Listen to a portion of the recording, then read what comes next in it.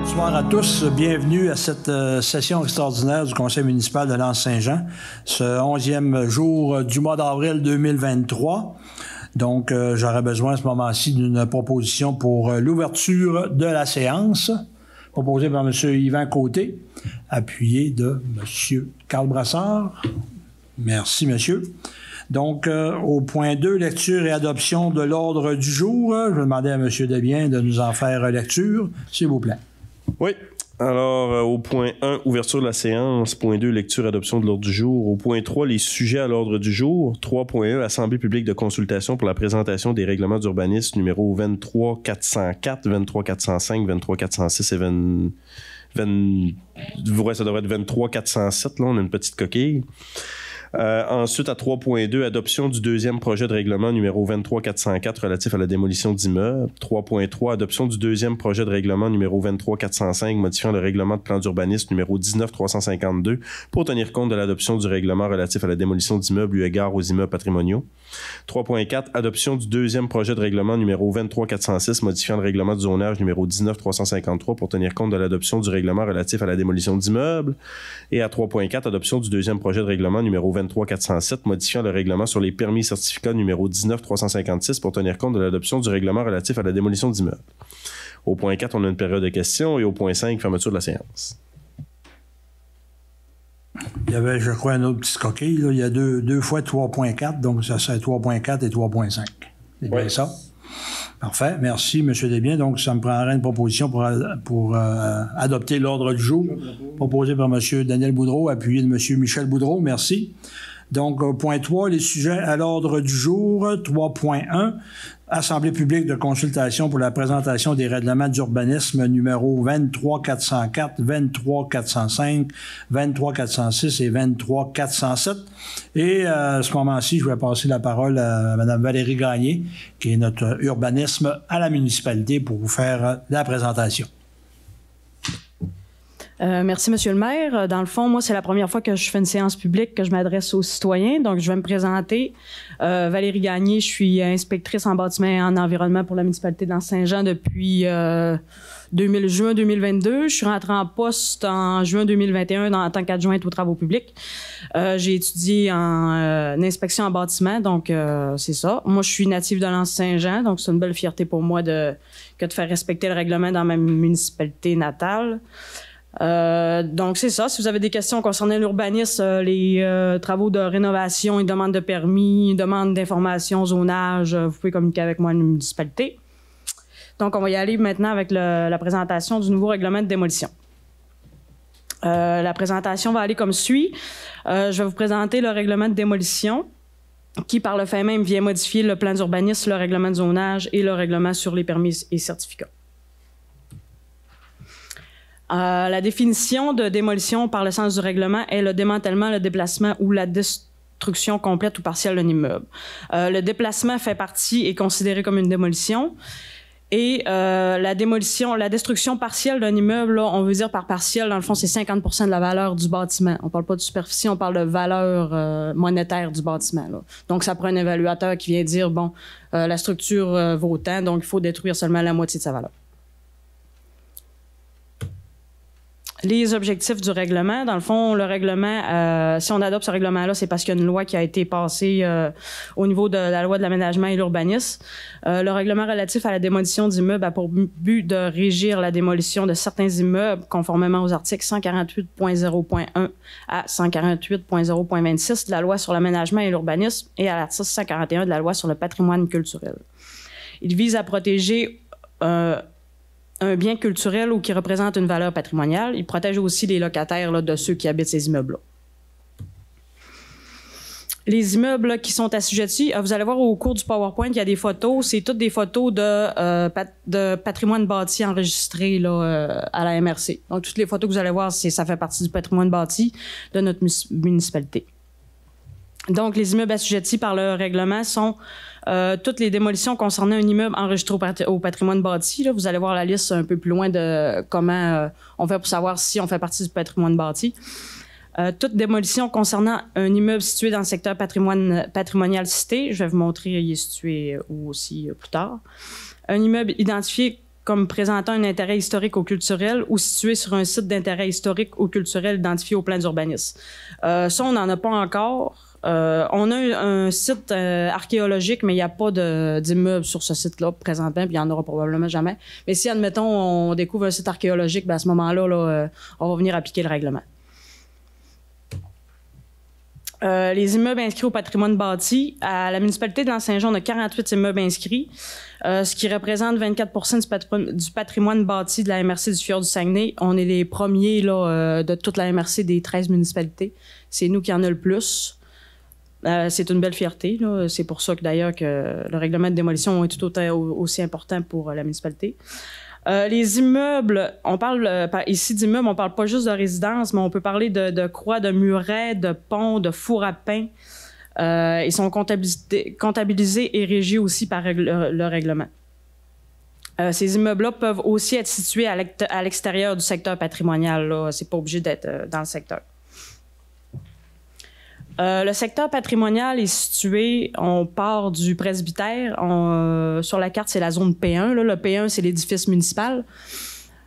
Ouais, merci Jonathan. Puis dans le fond, ça part du presbytère jusqu'à la pointe complètement du village, en passant par le faubourg. Le faubourg en fait partie aussi.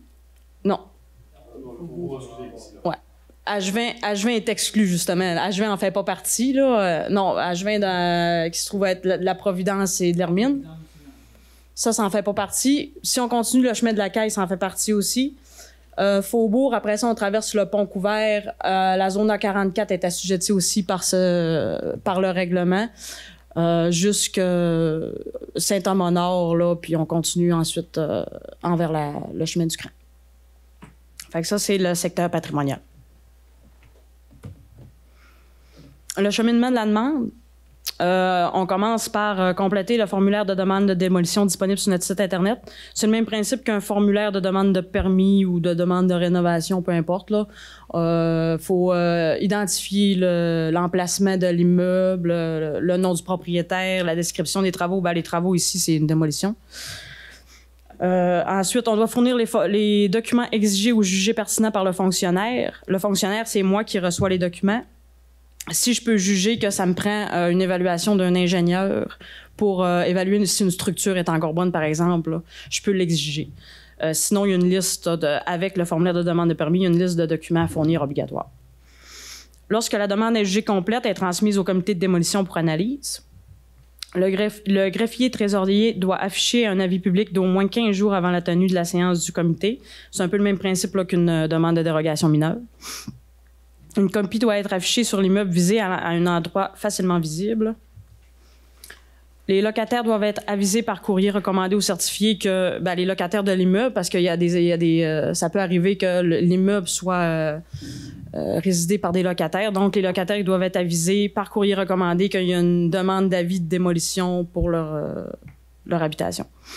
Toute personne qui veut s'opposer à la démolition doit, dans les 10 jours de la publication de l'avis public, transmettre par écrit au greffier trésorier de la municipalité les motifs de son opposition. Donc, comme c'est en avis public, on peut s'y opposer. Comité de démolition, par la création du nouveau règlement, on se doit de créer un comité de démolition. Ses fonctions, d'ailleurs, il n'est pas encore créé. Là, on va le nommer le 17 avril, ce qu'on a dit, c'est ça? OK. Le 17 avril, il va être nommé en séance ordinaire, extraordinaire. Donc, les fonctions du comité de démolition, étudier les demandes de démolition d'un immeuble devant, en vertu du présent règlement, lui être soumises. Et le comité de démolition peut accepter ou refuser la demande de démolition qu'il analyse. Il doit approuver le programme préliminaire de réutilisation du sol dégagé. Ça, c'est s'il y a un immeuble qui est détruit, la personne propriétaire se doit de dire ce qu'il va faire du sol dégagé. C'est-à-dire, si après la démolition, est-ce qu'il fait un aménagement paysager? Est-ce qu'il fait une nouvelle construction, les dimensions précises de la construction? Est-ce que ça va être une résidence, un commerce? Est-ce que ça prend toutes les façades, les plans de construction complets? Puis le comité de démolition peut accepter ou refuser ce qu'il va faire de son sol dégagé. Fixer toutes conditions relatives à la démolition de l'immeuble ou à la réutilisation du sol dégagé. C'est un peu ce que je viens de dire. Exercer tout autre pouvoir que lui confère la loi du présent règlement. La composition du comité de démolition, ça peut être formé de 3 membres du conseil ou, par résolution, le conseil peut se nommer lui-même comité de démolition. Donc, vous pourriez décider le 17 avril de dire, ben nous, on s'occupe du comité de démolition, puis on le représente. Ça prend aussi un président et un secrétaire. La durée du mandat est d'1 an. Donc, c'est renouvelable à chaque année. Il faut nommer un nouveau comité de démolition. L'étude de la demande. Le comité doit étudier la demande sur certains critères avant de rendre sa décision. Les critères, ça peut être l'histoire du bâtiment, la valeur patrimoniale ou la valeur même d'un des voisins qui juge que ce bâtiment-là est important pour lui ou a des valeurs pour peu importe les raisons. Le comité doit rendre sa décision et celle-ci doit être motivée.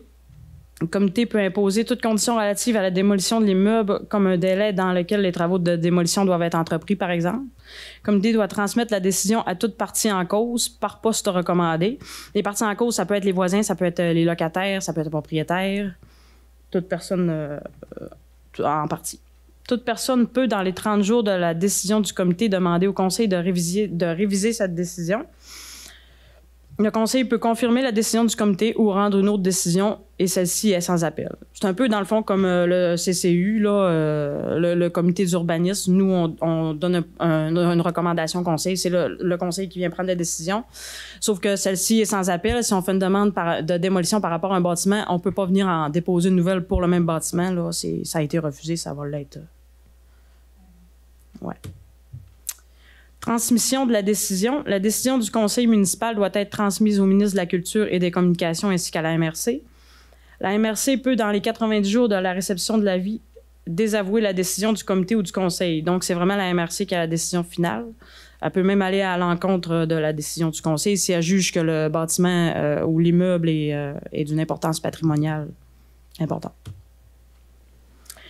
Donc, les modifications des autres règlements, le plan d'urbanisme, le règlement de zonage et le règlement de permis et certificat. Modification au plan d'urbanisme. On vient ajouter une définition d'immeubles patrimoniaux. C'est l'inventaire du patrimoine bâti de la MRC du Fjord du Saguenay. Il énumère les immeubles patrimoniaux sur le territoire de l'Anse-Saint-Jean dans un inventaire du patrimoine bâti réalisé en 2014. La liste de ces bâtiments est placée en annexe 4. Ces immeubles, de même que ceux nommés dans cet article, sont assujettis au règlement relatif à la démolition. Donc, l'annexe 4, ça ressemble à ça. L'annexe 4, c'est l'extrait de tous les bâtiments, les immeubles du patrimoine bâti à l'Anse-Saint-Jean. C'est un extrait, c'est vraiment un inventaire qu'on peut consulter rapidement. Ils sont tous là avec une courte description du bâtiment. Ils sont placés par ordre de rue et de numéro de rue. Puis, à la fin de cet extrait-là, on retrouve les fiches complètes de chaque bâtiment, de chaque immeuble du bâtiment, du patrimoine bâti. Les fiches ressemblent à ça. J'ai pris cette fiche-là parce que c'est la maison de mes grands-parents. C'était la maison de mes grands-parents. Puis, c'est ça, elle a été super bien entretenue. C'est ce qu'on veut, c'est ce qu'on souhaite. Ça, c'est une fiche qui résume. Les fiches, là, ils ont entre 4 et 6 pages par bâtiment. C'est vraiment très, très détaillé. Si on va voir dans le bas à droite, les recommandations, les éléments conservés à mettre en valeur, comme par exemple conserver la composition et la volumétrie générale, conserver l'auvent, les garde-corps et veiller à leur entretien. Donc ça, ils ont fait ça pour chaque bâtiment patrimonial enregistré. C'est vraiment intéressant. Puis si un citoyen veut savoir, n'est pas au courant que sa maison est dans le patrimoine bâti, il peut appeler la municipalité, il peut me parler. Moi, j'ai toute la liste au complet de l'inventaire. Je peux lui dire si dans le patrimoine bâti, il y a accès à ces fiches-là aussi sur le site de la MRC. Modification au règlement de zonage. L'article 2.9 du règlement de zonage numéro 19-353 est modifié de la manière suivante. Par l'ajout de la définition de démolition pour se lire comme suit, c'est la même définition que tantôt, démolition, démantèlement, déplacement ou la destruction complète ou partielle d'un immeuble. par l'ajout de la définition de immeuble patrimonial pour se lire comme suit. Immeuble patrimonial, un immeuble cité conformément à la loi sur le patrimoine culturel ou situé dans un site patrimonial cité conformément à cette loi ou inscrit dans un inventaire des immeubles qui présentent une valeur patrimoniale adoptée par la MRC du Fjord du Saguenay. Donc ça, c'est ce qu'on vient de voir, là, l'inventaire du patrimoine bâti, puis il y a aussi notre secteur patrimonial. Il y a l'ajout de l'article 19.3.2 qui vient dire que c'est interdit de démolir tout immeuble assujetti sans avoir obtenu une autorisation de la municipalité, c'est-à-dire un certificat d'autorisation, puis avoir passé par le comité de démolissement, le conseil municipal, puis par la suite l'autorisation. Le règlement sur les permis et certificats, par l'ajout de l'article 9.3.1 sur la tarification, les frais suivants sont exigibles à une demande d'autorisation pour la démolition d'un immeuble assujetti au règlement relatif à la démolition d'immeubles. Et sont non remboursables et doivent être acquittés au moment de la demande. Frais d'étude de la demande, 250 $. Les frais d'affichage et les frais administratifs s'appliquent, ainsi que les frais relatifs à la délivrance du certificat d'autorisation. Donc, c'est les mêmes frais là, que quand on fait un affichage pour une dérogation mineure. Puis les frais du certificat d'autorisation, c'est entre 20 et 30 $ donc, pour un certificat d'autorisation. C'est tout pour ma présentation. Je ne sais pas s'il y avait des questions. Donc, on n'a pas de questions des membres du conseil. C'est clair pour tout le monde. Oups! Donc, on serait rendu au point 3.2. Donc, adoption du deuxième projet de règlement numéro 23404 relatif à la démolition d'immeubles. Qui en fait la lecture? Non, on va faire la lecture, c'est simplement une proposition. Seulement proposé et adopté? D'accord. Donc, ça me prendrait à ce moment-ci une proposition pour adopter le deuxième projet de règlement. Proposé par M. Yvan Côté et appuyé de M. Carl Brassard. 3.3. Adoption du deuxième projet de règlement numéro 23405 modifiant le règlement de plan d'urbanisme numéro 19352 pour tenir compte de l'adoption du règlement relatif à la démolition d'immeubles, eu égard aux immeubles patrimoniaux. Donc, j'ai besoin encore un proposeur. M. Michel Boudreau le propose, appuyé de M. Daniel Boudreau. Merci. 3.4. Adoption du deuxième projet de règlement numéro 23406, modifiant le règlement de zonage numéro 19353 pour tenir compte de l'adoption du règlement relatif à la démolition d'immeubles. Proposé par M. Carl Brassard, appuyé de M. Michel Boudreau. Merci. 3.5. Adoption du deuxième projet de règlement numéro 23407, modifiant le règlement sur les permis et certificats numéro 19356 pour tenir compte de l'adoption du règlement relatif à la démolition d'immeubles. Proposé par M. Daniel Boudreau, appuyé de M. Yvan Côté.